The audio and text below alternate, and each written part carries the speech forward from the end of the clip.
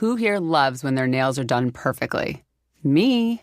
I'm Sarah Gibson Tuttle, and I started Olive in June because let's be real, we all deserve to have gorgeous nails, but who wants to spend a fortune or half their day at the nail salon? That's why I created the Gel Mani system, so you can have that salon-quality gel manicure right at home. And guess what? The best part, each mani only costs $2. Yep, you heard me, $2. No more $60, $70, $80 salon trips that eat up your day. Now you can paint your nails whenever you want, wherever you want, and trust me, you're going to be obsessed with your nails, and everyone is going to ask you where you got them done. And here's a little something extra. Head over to oliveinjune.com and get 20% off your first Gel Mani system with code DIYGEL20. That's code DIYGEL20 for 20% off your first Mani system at oliveinjune.com/DIYGEL20. In a world where January is supposed to be boring, one staple of the holidays refuses to end. The great deals at Verizon. The joy just keeps on coming. Right now, you can save on 4 new phones and 4 lines.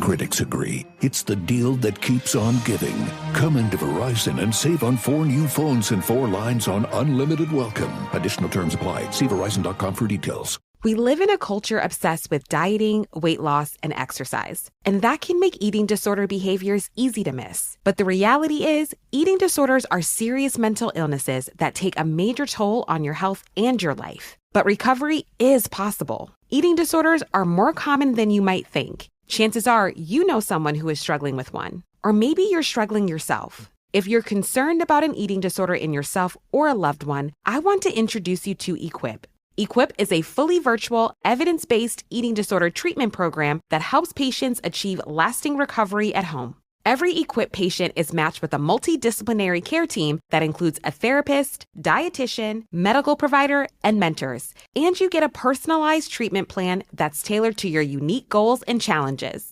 Equip treats patients of all ages and all eating disorder diagnoses. It's covered by insurance, and there's no wait list. If you think that you or a loved one could be struggling with an eating disorder, don't wait to get help. Visit equip.health to learn more. That's equip.health.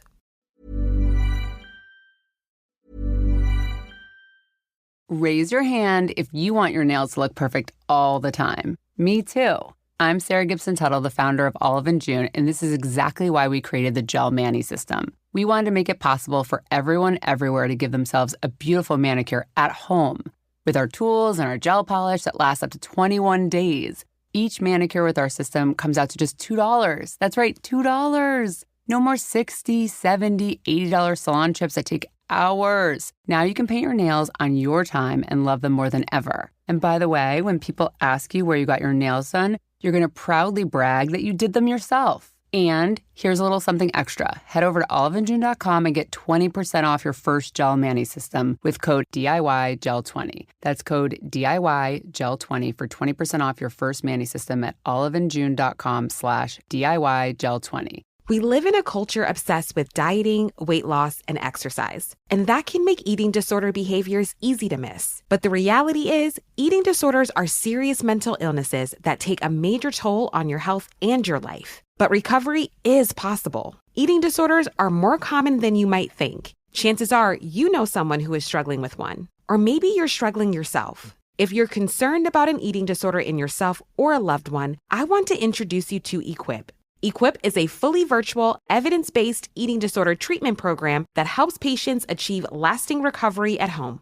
Every Equip patient is matched with a multidisciplinary care team that includes a therapist, dietitian, medical provider, and mentors. And you get a personalized treatment plan that's tailored to your unique goals and challenges. Equip treats patients of all ages and all eating disorder diagnoses. It's covered by insurance, and there's no wait list. If you think that you or a loved one could be struggling with an eating disorder, don't wait to get help. Visit equip.health to learn more. That's equip.health.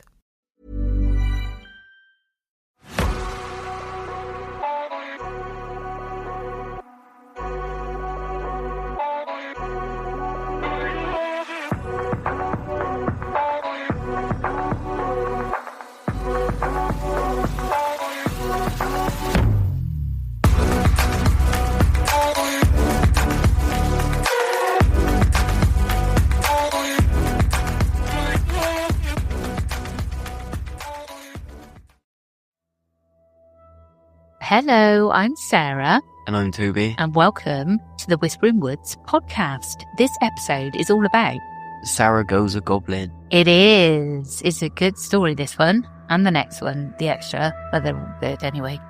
But there we go. If you'd like to support this podcast, you can do so by visiting patreon.com/The Whispering Woods, where for £1 you can support and get a shout out on the show. For £2.50 a month, you can listen to all of the Whispering Woods episodes ad-free. And for £4.50 a month, you can listen to the Whispering Woods and the After Dark episodes ad-free. We are also on Apple Premium, where for £4.99 you can listen to the lot. Now, I know I haven't quite transferred the feed over for After Dark, but that will be happening soon, very soon. And also, not this week's Reddit episode, but next week's should be on YouTube as well. But I'll let you know more about that when it's closer. Right. The Zaragoza Goblin. Yeah, it's good. It's good. Are you ready for the story? Yes, I am. In the autumn of 1934, an ordinary apartment building in the city of Zaragoza, Spain, became the scene of one of the strangest incidents in the country's history. The building was a 3-story complex at number 2 Gascon de Gota Street, home to the Palazon family among other tenants. For years it had been a perfectly unremarkable residence. Neighbours knew each other. Daily life was uneventful. Nobody could have expected that this building would soon draw crowds into the streets and make headlines around the world. Yet by the end of 1934, Zaragoza's Gaston de Gota Street would earn a new nickname, La Casa del Duende, the House of the Goblin. The story that unfolded was documented in newspapers and official reports of the time, and it remains unexplained to this day. It began with seemingly disembodied laughter and voices echoing from the walls of a family kitchen. What followed was a frenzy of investigations by police and experts, international media coverage, and a panicked public. All of it centred on a mysterious voice that spoke from an empty stove. A voice some called a duende, Spanish for goblin or spirit. Police, city officials and even military personnel were drawn into this case, treating it not merely as a curiosity, but as a matter of public order. This serious response, combined with the era's limited technology, set the stage for a truly bizarre investigation. It all started in the early hours of September the 27th, 1934. In the dead of night, the residents of number 2 Gaston de Gota Street were jolted awake by a peal of loud, malevolent laughter.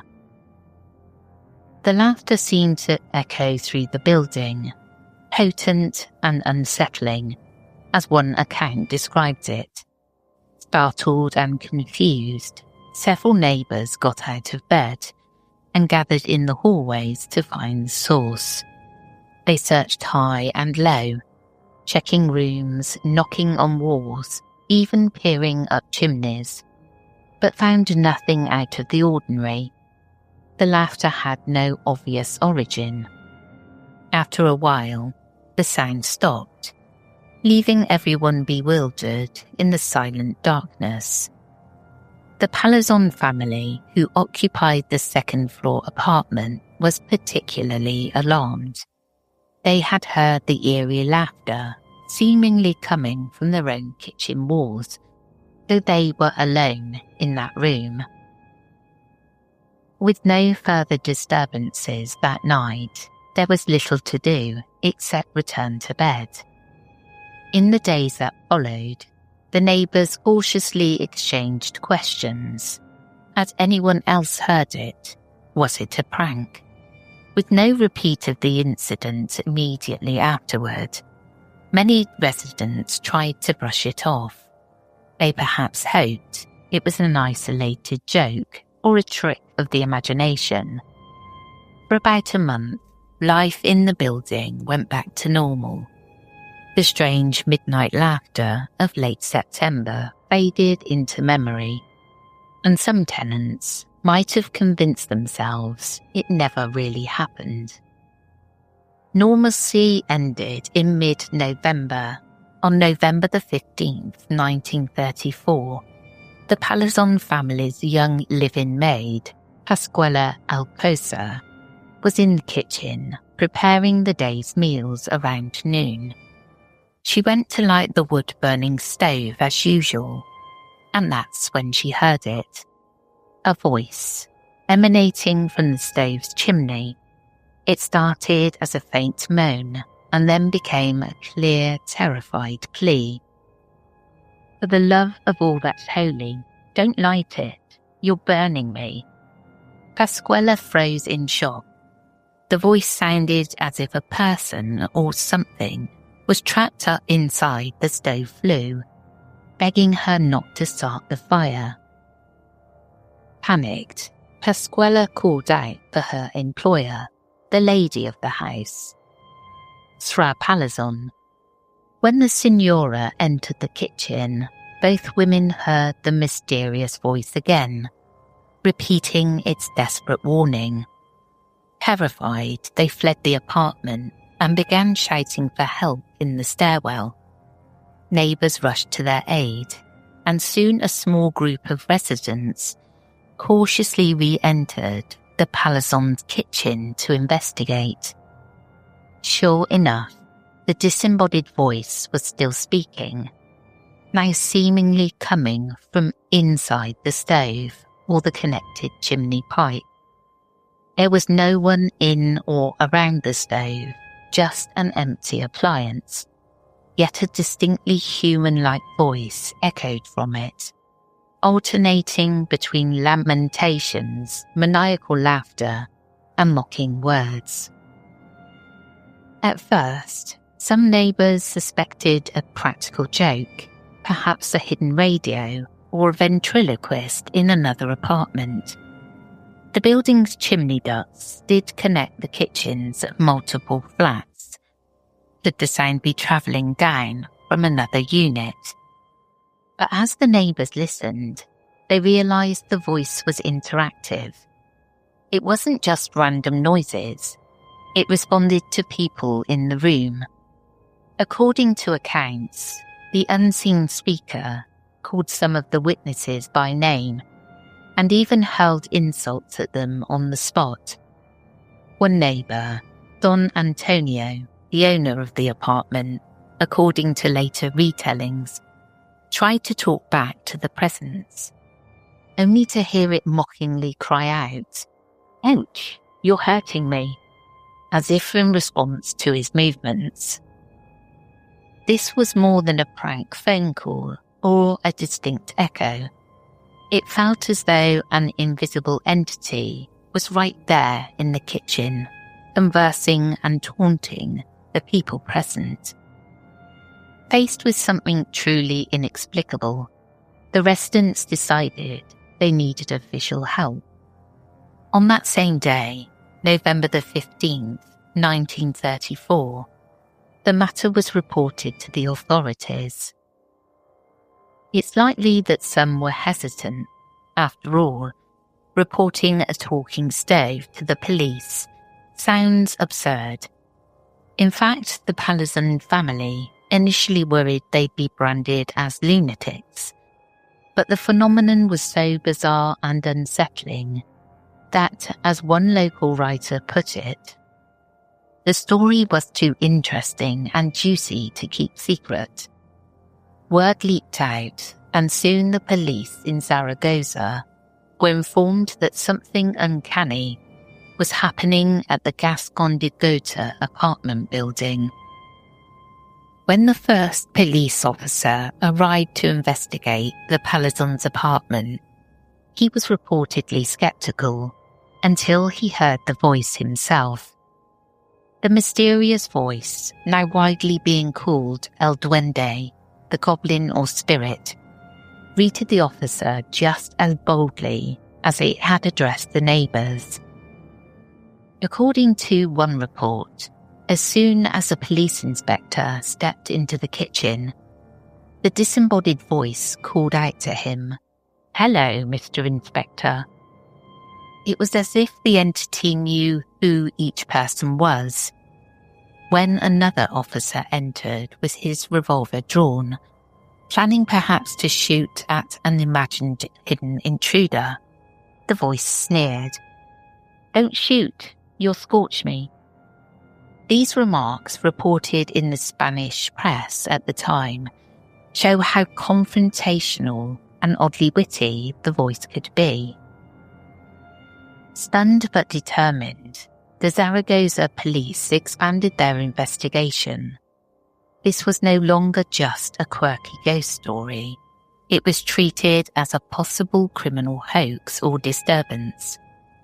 Soon, dozens of officials and experts were rotating through the building to observe and search for a rational explanation. Contemporary accounts describe a scene almost like a comedy of errors, like the Marx Brothers stateroom, one writer later joked, except the participants were serious. Over the ensuing days, police officers, firefighters, plumbers, electricians, architects, doctors, and even mediums took turns inspecting every inch of the building. The authorities literally tore the place apart, looking for hidden devices or tricksters. Floorboards were lifted, walls opened, wiring and pipes examined. An architect and several workmen combed through every room, from the cellar to the attic. They even removed parts of the floor and the roof in their effort to find someone or something that could be producing the voice. Despite these extensive searches, nothing unusual was found. No concealed speaker, no secret passage where a prankster could hide. And all the while, the voice continued its antics. Investigators would ask the disembodied presence questions, and it would respond promptly, often with biting humour.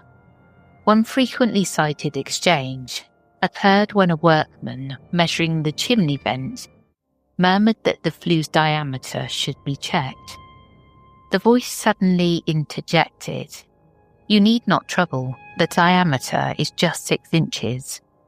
Startled, the investigators did measure the opening and found that the mysterious voice was exactly right. Such incidents gave everyone present an eerie feeling that the goblin was not only aware of everything happening in the room, but also technically knowledgeable. Faced with a talking, laughing, insulting presence that defied all attempts to locate it, the police escalated their response. The local magistrate, Judge Pablo de Pablos, ordered the entire building evacuated as a precaution and arranged for round-the-clock surveillance. Starting in late November, the residents of Number 2, Gascon de Gota, were moved out to allow a controlled investigation. The long-suffering Palazon family took refuge elsewhere in the city. Armed guards and police patrols set up a 30-yard perimeter around the building to ensure that if this was a hoax, no culprit could slip in or out unnoticed. The theory was that perhaps an intruder or a neighbour with access had been sneaking in to perform the voice. So with the building empty and guarded, any reappearance of the voice could be telling. During this investigation, officials attempted even more experiments.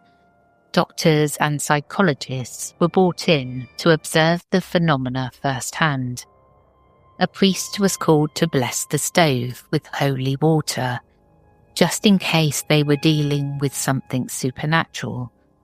Notably, the governor of the province, Giulio Ottore Morellis, later affirmed that he heard the mysterious voice clearly with his own ears when he stepped into the kitchen, an admission that lent official weight to the bizarre affair.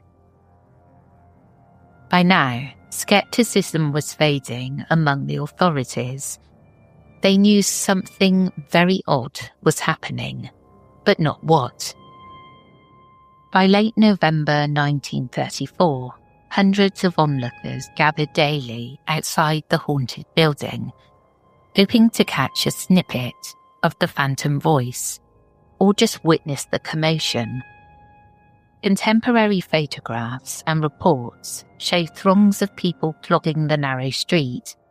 Some intrepid or reckless individuals even climbed onto the roof of the apartment in fits of excitement, trying to peer down the chimney in search of the goblin.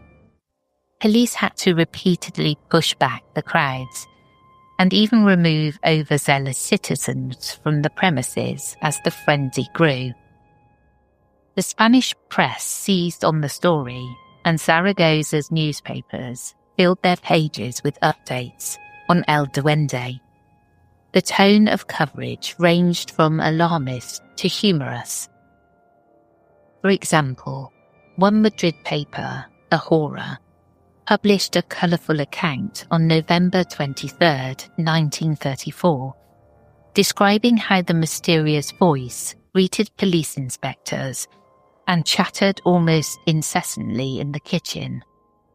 The article recounted with irony that the goblin spoke more clearly than any gramophone, and even joked that the ghost had good manners. It goes to bed by 8 o'clock. Another paper, Las Voz, reported the goblin's dramatic return after a short silence, quoting its bold taunt, "Here I am now, cowards," when people thought it had gone quiet. The phenomenon quickly transcended local news and became international. In Britain, the London Times ran nearly daily stories on what they dubbed the Zaragoza ghost. On November the 27th, 1934, the Times described the situation in Zaragoza. An ironic goblin speaking through a chimney flue has the inhabitants agitated these days as they strive to track the mysterious voice. An architect and several workers have been called to the scene. They've torn up the floor and even removed the roof, but the efforts have been completely in vain. The police are actively at work. It has been impossible to prevent groups stationed in front of the house. Several people have clambered onto the roof, seized by nervous excitement, to search for the goblin. Such reports brought worldwide attention to Zaragoza. As the hysteria peaked, new ideas emerged. A radio station in Barcelona proposed a live broadcast from the apartment. They wanted to put a microphone in the kitchen so that all of Spain might hear the goblin's voice on air. It's unclear if a broadcast ever happened. Authorities were wary of fanning the flames. There was even talk that investigators from Scotland Yard in London were planning to travel to Spain to help unravel the mystery. For a few surreal weeks, Zaragoza, a city otherwise known for its rich history and calm provincial life, was at the centre of a supernatural whodunit. Public opinion split into camps. Many locals truly believed a mischievous spirit or ghost was at work, while others were convinced it had to be a hoax or a prankster, though no one could figure out how it was done. Amidst this chaos, a tragic footnote occurred. one of Aragon's most famous spiritualist mediums, a woman named Asuncion Jimenez Alvarez, became involved. On November the 25th, 1934, Jimenez organised a séance in an attempt to contact the entity behind the voice. Eyewitnesses say that as she tried to communicate with the goblin, the medium suddenly collapsed. She could not be revived, and she died either at the scene or shortly thereafter. The stunned doctors could not determine a medical cause for her sudden death. Reportedly, the forensic examiners even refused to issue a standard death certificate, leaving the matter to a judicial inquiry. By the end of November 1934, the Duende of Zaragoza had become more than a local curiosity. It was verging on a public order problem. Crowds were growing, nerves were frayed, and the authorities were under pressure to restore calm. It was at this point that the civil governor, Julio Otero, decided enough was enough. On November the 30th, Governor Otero publicly appealed for sanity. He essentially told the citizens of Zaragoza to settle down and assist in finding the prankster, rather than indulging the goblin story. Privately, officials were already honing in on the suspect behind the mystery, even though the evidence was circumstantial. Then, on December the 4th, 1934, a little over 2 months after the Palazon family first heard laughter in their walls, the governor held a press conference and announced an official conclusion. The culprit behind the disembodied voice, Otero declared, was none other than the Palazon's own maid, Pascuala. According to the governor, Pascuala had been performing the voice, throwing her voice like a ventriloquist, perhaps without even realising she was doing it. He termed it a case of unconscious ventriloquism, a psychic phenomena produced only in certain circumstances, to explain how the maid could speak in a male-sounding voice and seemingly not remember it. Essentially, the idea was that Pascuala suffered a kind of dissociative trick.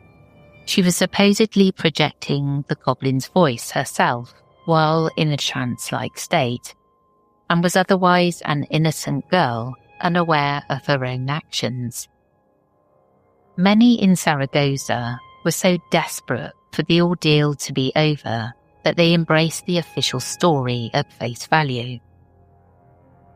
There was at least one investigator who claimed to have caught Pascuala in the act, who had quietly run his own test, later stating he was convinced Pascuala was behind it all. But others quickly pointed out problems. For one, Pascuala was not present for many of the incidents. She had not been in the building during some of the voice's performances, as multiple witnesses attested. In fact, the Palazon family had reportedly sent Pascuala away for short periods once suspicion fell on her, yet the voice continued in her absence. This was noted by contemporary journalists who found the official story convenient if not convincing. The mysterious voice always sounded like an adult male, and by all accounts, Pascuala was a teenaged girl. Unconscious ventriloquism was a novel concept that struck some as just as bizarre as a ghost. Despite the lingering doubts, Governor Otero's declaration had the intended effect. It drew a line under the affair. Pascuala, now painted as the instigator of a nationwide hoax, even if unconsciously, became the target of public scorn. There was no hard evidence to prosecute her, and authorities, eager to put the embarrassment behind them, had no interest in dragging the case out in court, so the maid was never charged with any crime. Instead, Pasquella was quietly sent away from Zaragoza back to her own hometown. In essence, she was exiled by reputation. One article later remarked that this official verdict left one probably innocent woman slandered and an entire city confused. With the authorities' pronouncement, the furore subsided. The crowds dispersed, and the apartment building was allowed to return to a semblance of normality. After all, if the goblin was caught, there was nothing more to see. The Palazon family, however, chose not to move back into that home. They had been genuinely traumatized by the ordeal and decided to leave Zaragoza altogether. Another family moved into the vacated apartment, and for a time, calm returned to Gascon de Gota Street. Although the official investigation was closed, not everyone in Zaragoza was convinced that Pasquella's ventriloquism had been the true cause. In the months after December 1934, there were sporadic reports of odd sounds continuing in the building, faint laughter or murmurs in the walls, but nothing close to the previous frenzy. By some time in 1935, the mysterious voice fell silent for good. The so-called Zaragoza goblin never spoke again. If there had been a hoaxer at work, you might assume they finally gave up. If it had been something unearthly, perhaps it moved on. We simply don't know.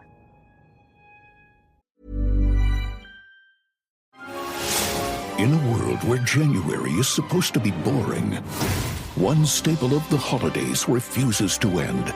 The great deals at Verizon. The joy just keeps on coming. Right now, you can save on 4 new phones and 4 lines.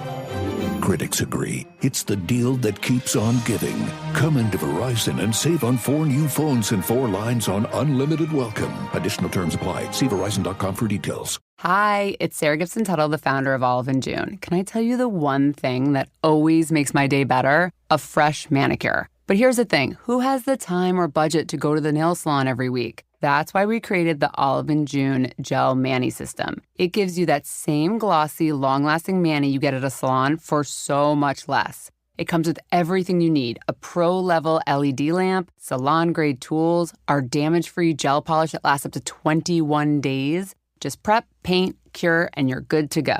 And the best part, it's so easy and super affordable. So skip that $80 salon appointment. Get that salon quality look at home on your schedule. Head to oliveandjune.com/DIYGel20 and use code DIYGel20 for 20% off your first gel mani system. That's oliveandjune.com/DIYGel20. Code DIYGel20 for 20% off your first gel mani system. So, what do you think about that? Yeah. Okay. It wasn't the maid. I feel passionately angry about blaming the maid. Because how could it possibly... She wouldn't know the exact dimensions of a chimney. She might. She might, but I doubt it very much. And I think that she was just the scapegoat. Yeah. You know, let's blame it on the poor maid. We can push her around a bit, get rid of her. Exactly. You know? I'm disgusted. I'm really not into that. But I loved it. I do imagine this little goblin sat there. It reminds me of Russian folklore when they have the creatures that live in the house. You know, like the house protectors. That kind of thing. Yeah. I don't want one though. I was praying to the little people yesterday. Because we had a bit of a situation, didn't we? To the little people. Yeah. Maisie's keys went missing. Oh, yeah. So she had a full-on autistic ADHD meltdown, crying, couldn't go to work, couldn't take Willow to school. So I walked her through on the phone, checking everything. And then we had to get this it's about 45 minutes, well, more than that, an hour's drive to get to her house. So we had to go up in the afternoon, me and Rog, walk through, and she's asleep. But she's woken up as we've come through and have just started checking the rubbish to see if she's put it in there. She's woke up and headed straight for her dressing gown where the keys were. Yeah. So fortunately she found them because of the type of car she's got, it would have cost £850 to get that key cut. And I knew that I'd be paying for it and it would take me over a year to pay it back. So I was relieved and I went and had a McDonald's. Yeah. And you have one, didn't you? But it's cold by the time we brought it back. So yeah, I prayed to the little people to find those keys and it works every time. You just got to say, please return what you've taken. And it works. I must say, I made it really broad. So I prayed to the little people. I prayed to God. I asked my nan and granddad to help sort it. I keep it really broad when I'm asking for help, just in case I get it wrong. So I think if I cover lots of different entities, one of them might be listening. Yeah. And it works. Well, that's the end of this episode. I hope you enjoyed and we'll catch up with you again soon. We will indeed. I've just got to say, Toby has got a cold. If any of this sniffing has come over the microphone, I'm sorry. We'll try to get rid of it. We'll catch you again tomorrow for the classic ghost story. Then I'll be back for the Reddit episode on Wednesday, followed by the extra with Toby, and then the After Dark at the weekend. Take care, everyone. Goodbye.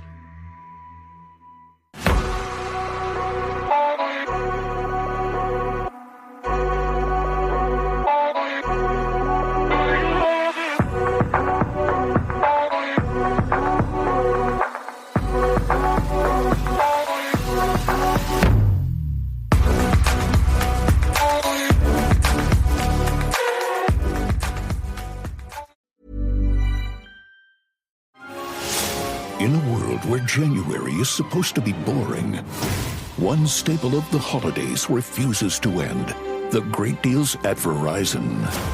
The joy just keeps on coming. Right now, you can save on 4 new phones and 4 lines. Critics agree it's the deal that keeps on giving.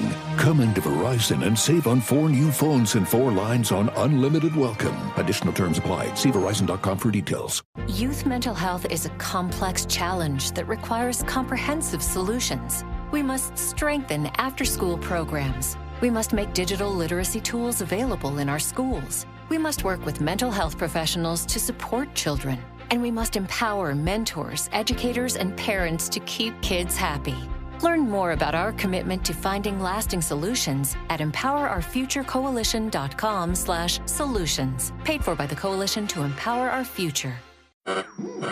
We interrupt this program to bring you an important Wayfair message. Wayfair's got style tips for every home. This is Styles McKenzie helping you make those rooms sing. Today's style tip. When it comes to making a statement, treat bold patterns like neutrals. Go wild, like an untamed animal print area rug under a rustic farmhouse table from Wayfair.com. Arr, fierce. This has been your Wayfair style tip to keep those interiors superior. Wayfair, every style, every home.